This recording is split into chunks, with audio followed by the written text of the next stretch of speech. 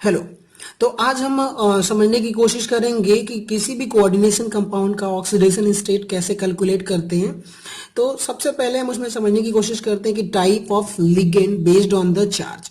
ठीक है, कि लिगेंड क्या होता है। लिगेंड वो स्पीसीज होता है लिगेंड जो कि लोन पेयर ऑफ इलेक्ट्रॉन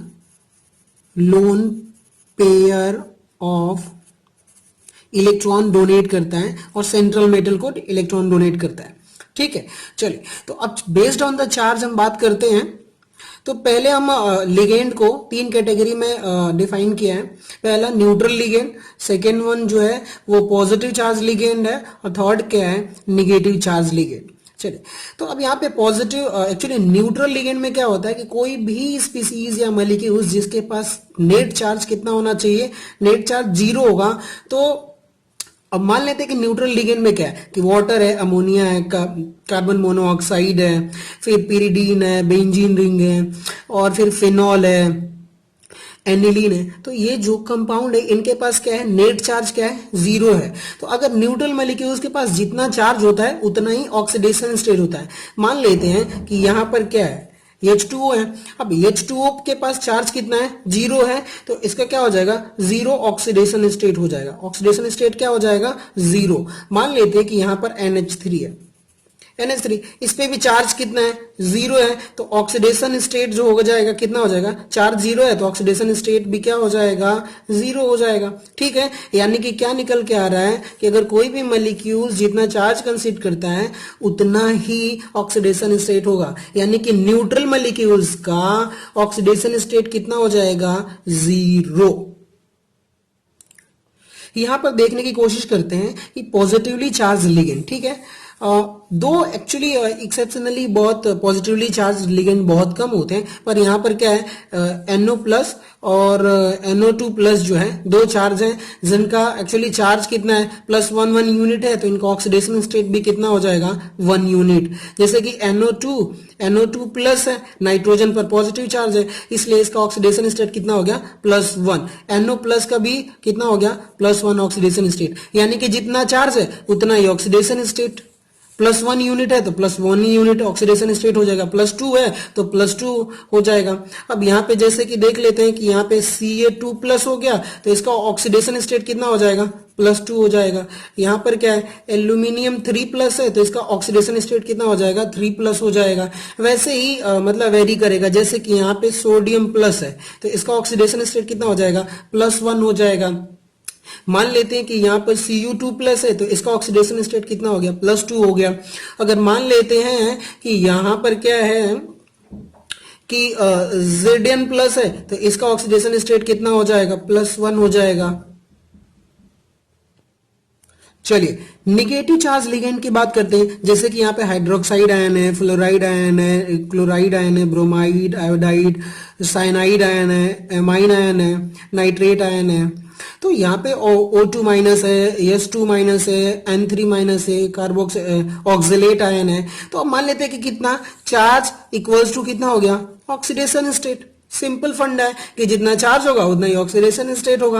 हाँ, तो अब यहाँ पे देख लेते हैं, अगर पॉजिटिव चार्ज है तो पॉजिटिव ऑक्सीडेशन स्टेट में आएगा, नेगेटिव चार्ज है तो नेगेटिव ऑक्सीडेशन स्टेट में आएगा, अगर न्यूट्रल है तो 0 ऑक्सीडेशन स्टेट आएगा।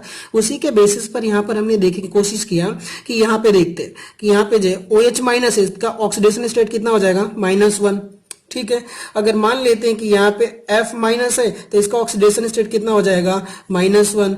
अगर यहाँ पर साइनाइड -1 है तो यहाँ पे क्या हो जाएगा, -1। ठीक है, तो ऐसे ही अगर हम कोशिश करें कि यहाँ देख लेते हैं कि यहाँ पे NH2 माइनस है तो इसका ऑक्सीडेशन स्टेट कितना हो जाएगा, -1 हो जाएगा। अगर O2 माइनस है तो ऑक्सीडेशन स्टेट कितना हो जाएगा, -2 हो जाएगा। समझ में आ गई बात। अगर यहां पर मान लेते हैं कि यस अब 2 माइनस हो गया तो हमारा ऑक्सीडेशन कितना, अब कितना यूनिट चार्ज हो गया, नेगेटिव, 2 यूनिट नेगेटिव चार्ज, तो ऑक्सीडेशन स्टेट भी कितना हो जाएगा, -2। अब यहाँ पे क्या है, N3 माइनस है तो यहां पर ऑक्सीडेशन स्टेट कितना हो जाएगा, 3 माइनस।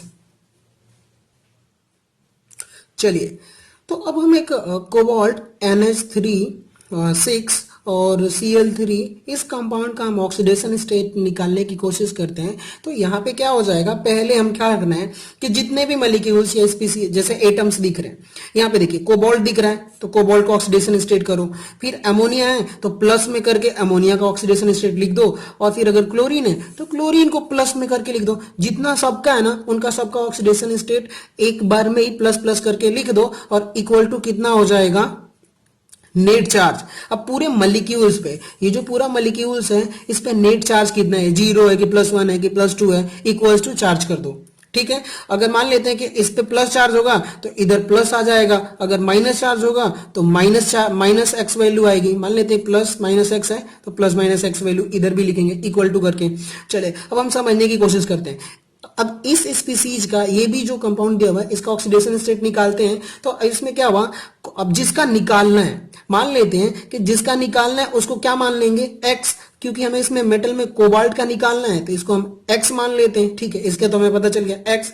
अब चलो, अब NH3 आ गया, तो ये NH3 दिया हुआ है, इसका मतलब क्या हुआ कि NH3 क्या है, न्यूट्रल मॉलिक्यूल्स है। यहाँ पे देखते हैं, अब NH3 क्या है, न्यूट्रल मॉलिक्यूल्स है, तो अब इसलिए इसका ऑक्सीडेशन स्टेट कितना हो जाएगा, 0 हो जाएगा। अब ऑक्सीडेशन स्टेट 0 हो गया तो अब यहाँ पे क्या करना है हमें कि जितना, अब देखो एक का 0 है तो 6 का कितना होगा, 6 टाइम 0 तो 6 हो गया।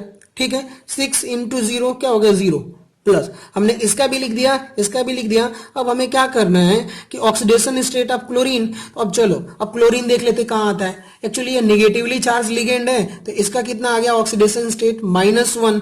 ठीक है, तो अब ये जब -1 आ रहा है इसका ऑक्सीडेशन स्टेट, तो अब यहाँ पे देखते हैं अब कितना हो गया, इसको लिखेंगे -1 और कितने टाइम से, तीन क्लोराइड आयन है तो इसको हम क्या करना पड़ेगा, 3 से मल्टीप्लाई इक्वल्स टू। अब क्या लिखना है, net charge on the molecules. अब क्या बताओ यहाँ पे कोई चार्ज है क्या मॉलिक्यूल्स पे, नहीं, यानी कि 0 चार्ज है। तो अब हमें क्या करना पड़ेगा, इक्वल टू 0 करना पड़ेगा। अब इसे हम सॉल्व करेंगे तो क्या आ जाएगा, x + 0 प्लस -3 आएगा। ठीक है, इक्वल टू 0। और जब हम इसे सॉल्व करेंगे तो क्या आ जाएगा, x + 3, यानी कि जो हमारा यहाँ पे मेटल कोबाल्ट है, कोबाल्ट वो एक्चुअली में 3+ ऑक्सीडेशन स्टेट है, यानी कि ये जो कोबाल्ट है इसका ऑक्सीडेशन स्टेट कितना हो गया, +3। अब बताया भी था कि जितना चार्ज होता है उतना ही ऑक्सीडेशन स्टेट होता है, तो इसका ऑक्सीडेशन स्टेट कितना हो गया, +3। ओके, चलिए, तो इस मॉलिक्यूल्स का अगर हम ऑक्सीडेशन निकालने की कोशिश करें, यानी कि मॉलिक्यूल्स नहीं, हमें मेटल का ऑक्सीडेशन स्टेट निकालना होता है, तो जिसका ऑक्सीडेशन स्टेट निकालना होता है उसे हम क्या मान लेते हैं, एक्स मान लेते हैं। तो मान लेते हैं कि चलो Fe का कितना है, एक्स ऑक्सीडेशन स्टेट है, और है कितना, ये एक ही एटम है तो इसलिए 1 × 1, तो 1 नहीं लिखते, 1 से मल्टीप्लाई करेंगे तो वही रह जाएगा। ठीक है, अब हम मान लेते हैं कि यहाँ पे एक पोटेशियम है। अब इसका oxidation state actually oxidation state कितना होगा, तो K पे पोटेशियम पे कितना चार्ज होता है, +1, तो यहाँ पे क्या हो गया, +1।